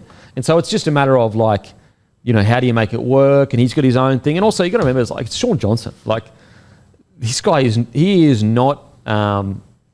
like, he has so many offers from the big dogs that it's hard to match it. It's hard to match it. Like, unless, and like with the Play On situation, like I'm assuming, I could be wrong, but I'm sure he probably has some kind of ownership split in that show or whatever. So it's just really hard to find. Like, it's funny you say that. Can you get him on the captain's run? I actually tried to get him on the captain's run, but unfortunately, you just get so many big offers from other places. It's just hard to afford such a big dog. Did you see his video breaking down the Halasima try? The one that we did with the KO can't miss. Same try. Yeah, same try. Yep. I haven't seen it. No, is it good? I'll send it to you. It's awesome. Seriously, so good. Yeah, I mean, it's Sean Johnson. I've always been an admirer of Sean Johnson as a media personality. I think he'll be one of the best in the business. It'll just be a matter of, does he want to move into pop culture? Because, like, the thing with the Play On show, it's a lot of different sports, and so, like, if you can nail that, which they have with the morning shift, which is incredible, like the numbers the morning shift do, that show is massive. It's like a pop culture show. Yeah.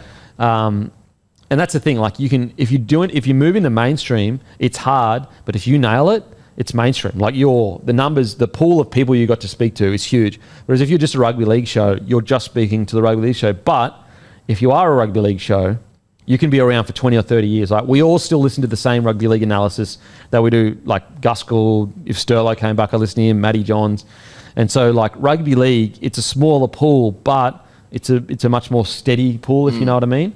Whereas if you move into pop culture, like the dividends are huge. And so that's where I wonder with the Play on Sport show, and they've shown they can do it.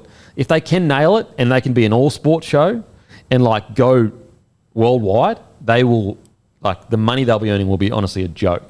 And so I just wonder, like, if you could set SJ up right now with a mic and he could talk footy and he'd be one of the best in the business. But does he want that? Or does he want to branch out and be bigger than rugby league? That's the question. Because he has the talent, he's got the look, he's got everything. He's got everything. The intelligence, he speaks good on mic. He's so popular. And we're talking about Sean Johnson here. Yeah. One of the biggest names in the history of rugby league. Yeah. Like I know people go, oh, no, he's not. It's like, no, hang on a sec. We're not saying he's the best ever player, but when it comes to brands, Sean Johnson is literally one of the biggest brands in the history of rugby league. And so, yeah, mate, I would love to do a show with Sean Johnson. And if I could afford it, mate, I'd do it any day of the week. Extra salt and KFC chips, absolutely. Any tips? Any tips on beating Malekith on Elden Ring? I actually didn't get that far into the game. I got about 25 hours into that game, but I just didn't have enough time to keep. Bloody good game though, Elden Ring. I'm genuinely interested in seeing your process in regards to launching new products. I know maybe not on brand, but any business content would be great. With new products, like I just try to think of like what's relatable and also like what is counter culture? Like what is, so for example, with Grumpy, like all of the branding in coffee is like George Clooney. It's all premium. It's all like fields in Italy and like everything has to be premium. And I'm like, but like the average person that drinks coffee, especially these days, like maybe 20, 30 years ago, it was like a premium product to have a coffee machine in your house. But nowadays it's not. Like it's growing really, really fast to be able to make your own coffees at home. You've got pod machines. I mean, you've even got portable pod machines now. Like literally ones where you can... Really? Yeah, like literal ones that tradies use.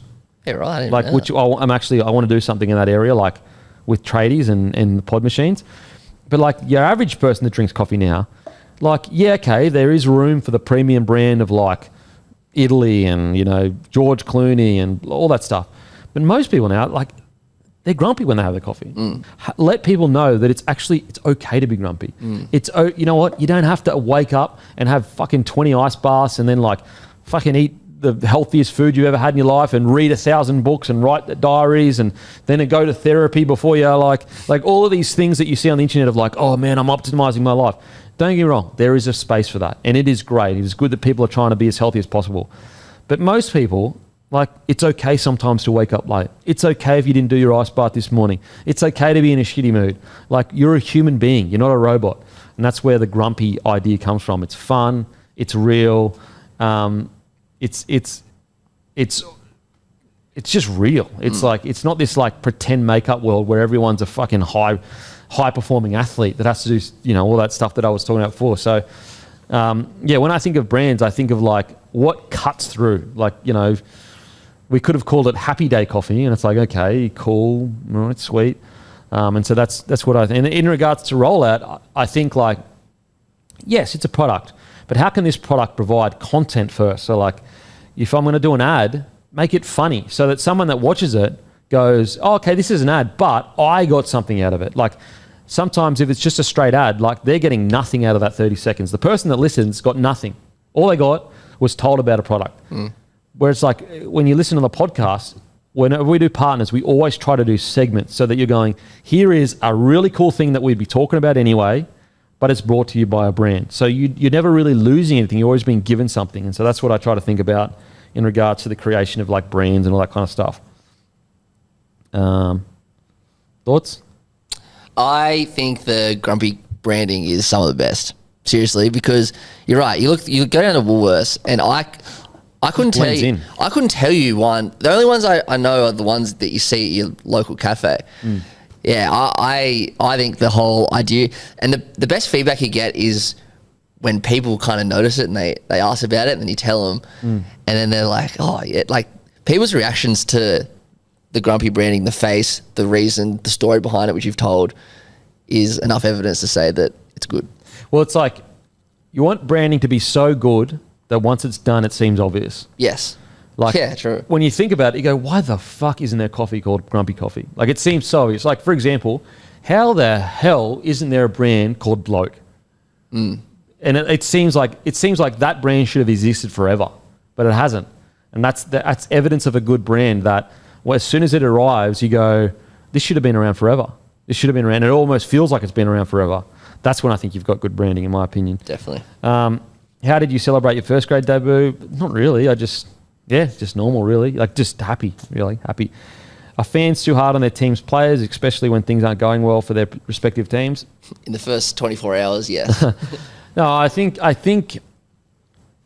the silent majority is very reasonable.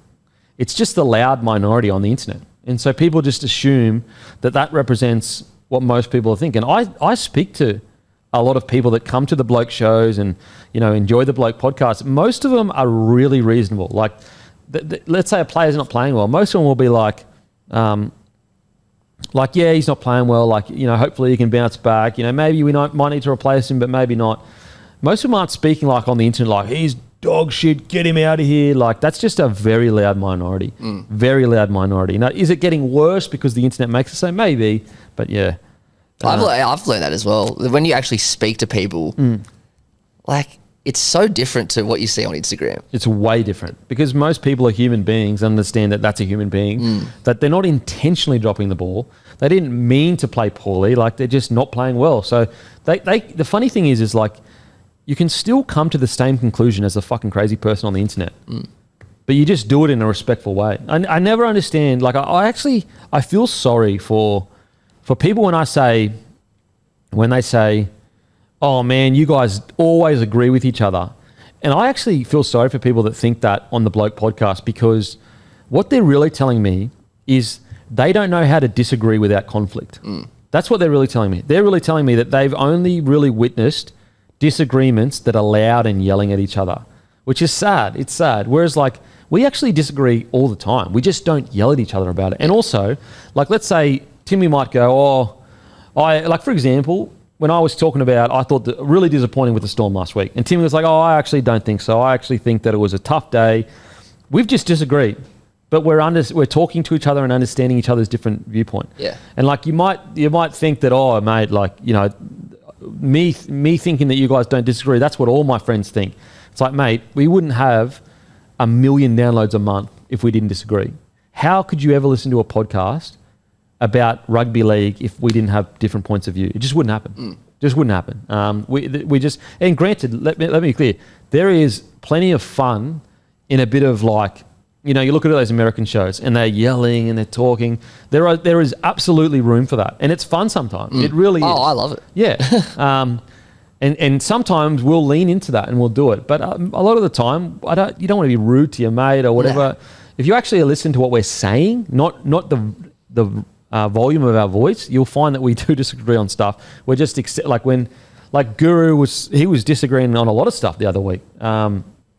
What's ironic though is sometimes when we do disagree harshly, the opposite happens and people go, oh fuck, listen to Guru's point. You guys aren't listening. It's like, we're just disagreeing, bro. Like, and so it's like, it's the internet. You can't win. If we were to sit there and yell at each other, you'd be saying, oh, you don't listen to this person. Usually what happens is like, if you've said something that they disagree with and that pisses them off. Yeah. So yeah. How come my parents got divorced? Sorry, brother. I'm not sure. Do you think Galvin wants to stay at the Tigers? Oh. I think it's concerning that's always been hanging around. I think it's concerning that there's never been a full-on indication of like it's always been, yep, I'm here to stay for next year. It hasn't been like, there's always been the worry that they'll lose him. So that's concerning. Yeah, there was that like little period where he said, no, I'm not gonna, and then re-signed for an extra year, I think it was. But even that's an indication in itself that, and who could blame him? I'm not blaming him at all. Yeah. The Tigers are probably doing their best at the moment to try to keep him. Certainly, it looks like from the outside in, they're doing a pretty good job club-wise, but it wouldn't shock me if he leaves. If you didn't get a shot at the Broncos and Dolphins had an NRL side back then, would you still play for the Broncos, considering you were in the Dolphins system once upon a time? I wasn't ever in the Dolphins system. Anytime I played at the Dolphins, I was signed to the Broncos. So I was never in the Dolphins system at all. I was at that stage, they were a feeder club for the Broncos, and that was late in my career. That was like, 2000. That was like when I was like 25 or something. Thoughts on there being no NRL in Sydney this weekend during school holidays? I mean, asking a Queenslander that is like, bruh. I didn't even know that. But also like, have a think about where that comes from. So we're supposed to be a National Rugby League, and like, there's been people whinging about no games in Sydney, and it's like, bruh, Queenslanders, Victorians, like we deal with this all the time. Like, it's school holidays. We're taking it to Perth and Darwin for that reason. But also this weekend. But you got to think of like, you're so Sydney centric. You're so used to rugby league being here. Put yourself in the shoes of people from other states that are used to that. Like, it's just funny hearing it. Do you ever see Bloke becoming the Barstool TV? What's the long-term plan for Bloke? I think the long-term plan is really being an online sports network and just like creating like high quality content. So you'll always get your podcasts and your shows and that, but like, I did this Tim Zoo thing recently that I really liked, like doing that with footy players and like, going into like pre-seasons and documentaries like that and just kind of expanding out, like just increasing the quality of the content and, doing like following players for a certain period of time and just like basically being an online sports network, I think is the long plan. Wings or legs? I think legs, I'm not a fan of chicken wings. I've got to be honest. Chicken wings? Is that what the question was? I assume so, yeah. Yeah, I think they're overrated. Kempy, if you can go into detail, what's the next goal for Bloke, for example? Is it setting up a new show with Soward or Scott? I think the main goal for Bloke right now is just to get into a really strong financial position. Because like the thing is that as we get bigger, people expect pay rises. People like that. You can't just keep them everyone on the same. And don't get me wrong. Like no one is paid poorly here. Like actually, everyone's paid pretty well. Now, don't get me wrong. I'd love to get to a point where everyone's paid really well. Like for example, the top guys at Fox right now get paid a mozza. How good would it be in 5 to 10 years' time where all of our top talent was paid a mozza? Like that would be awesome.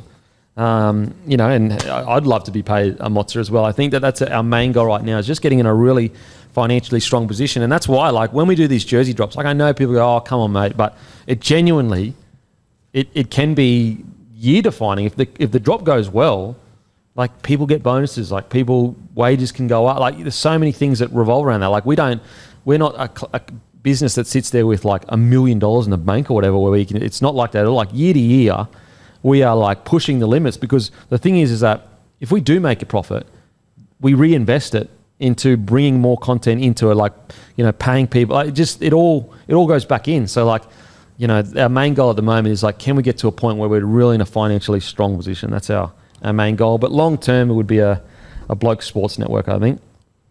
To get better attendance to games, should home teams conduct a full lap post-game and to get photos? To be honest, I don't think they would change that much. I think the tough thing at the moment is like, it's such a good game to watch on TV that like, I just think the only way you're going to get fans back is by reducing prices, but then it's just going to cost clubs too much to do that. I was a psycho in 2014 when South won the comp. I think they played 32 games. I went to 28 of them. I like loved going to games.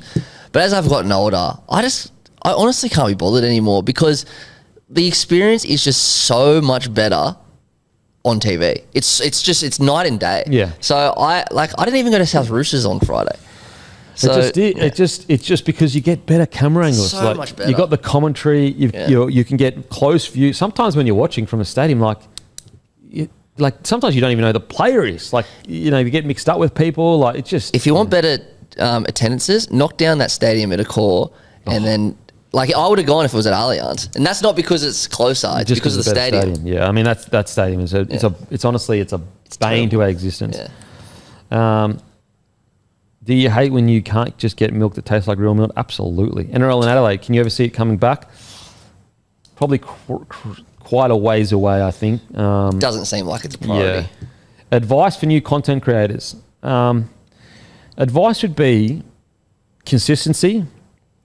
Also, like there are a lot of content creators that when they create content, and this is ironic coming from a bloke that's doing an Ask Me Anything, but like they do a lot of like inside jokes and like ramble on about things that are quite personal to them and their friends.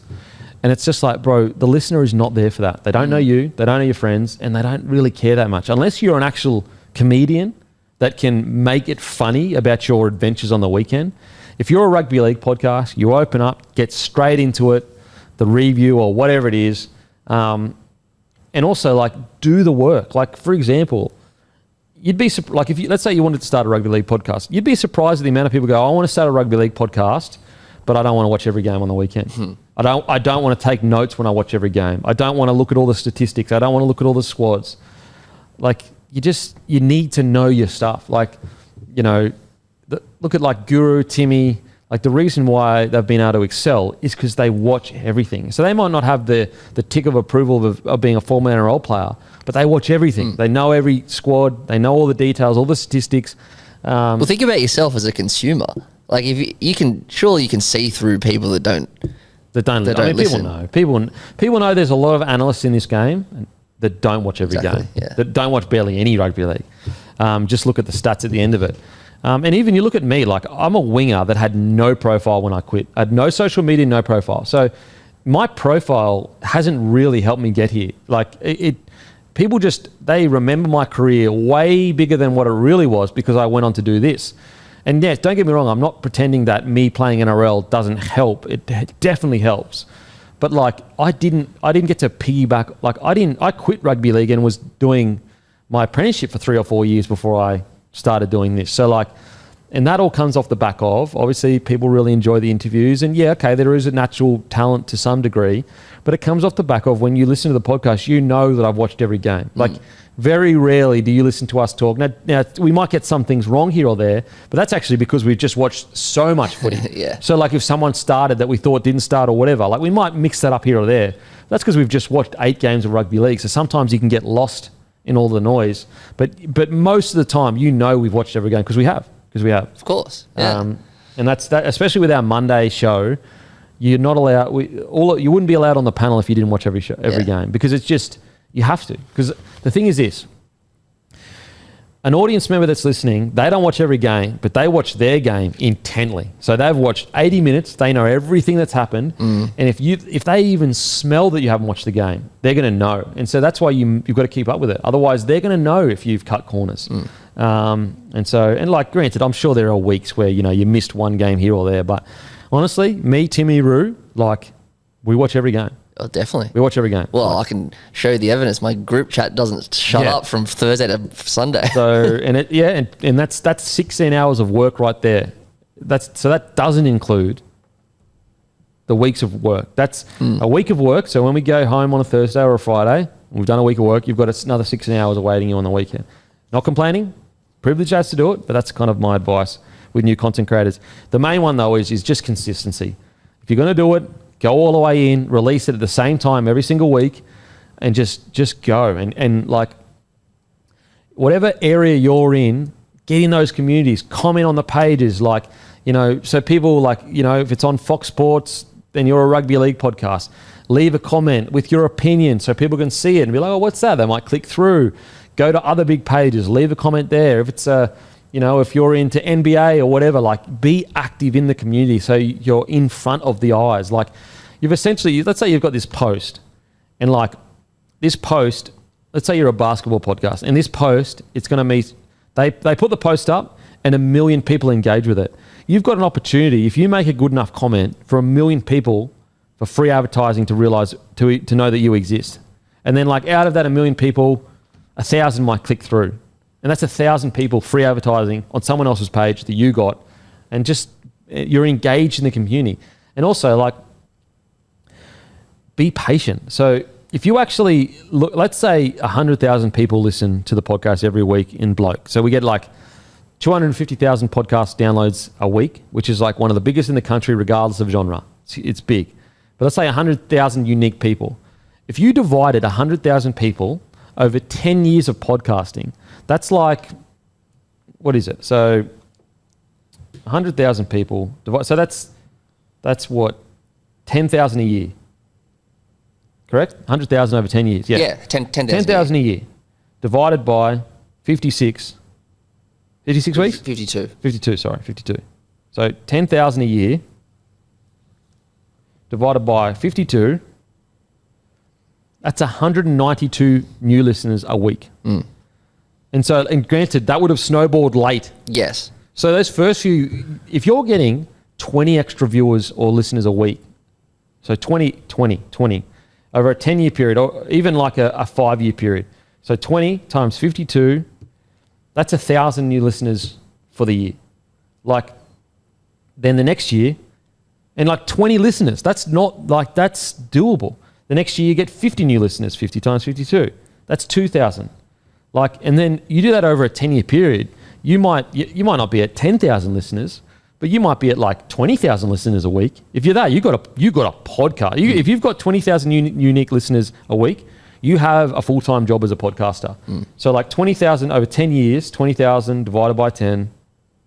That's if you can get 2,000 new listeners every year over 10 years, that's 20,000. So like you got to divide it up and look at it really, instead of just looking at the big number at the end and go 100,000, that's impossible. Like 20 new listeners a week. And that can, and the ironic thing is the bigger you get, the more it snowballs. Yeah. And so. And so many podcasts just quit after a few weeks. Yeah. So. Like, let's keep going here. Actually, go to Facebook actually. What do you reckon the biggest sliding doors moment in your career? Probably just, going to the confraternity to play with my mates, really. That was probably that changed everything. Really, really did change everything. Okay, Kiwi answered to talk about 5 points. Yeah, okay. Do you think, yeah. All right, well, that's enough for today. We got through a lot. It's the longest Q&A of all time. Yeah, how long was it? Almost 2 hours. Oh, wow, shit. Okay, as usual, guys, make sure to join the Bloke Club. Also, head to codesports.com.au/bloke.